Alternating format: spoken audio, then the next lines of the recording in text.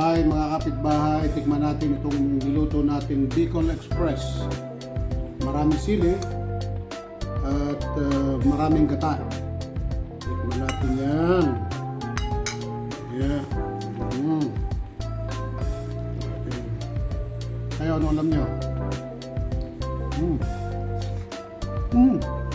Sarap. Tama-tama, hindi masyadong manghang. Pero kung gusto niyo yung recipe, ano lang kayo dito. Bibigyan namin sa inyo yung recipe niya. Okay, maraming salamat. Kain tayo muna.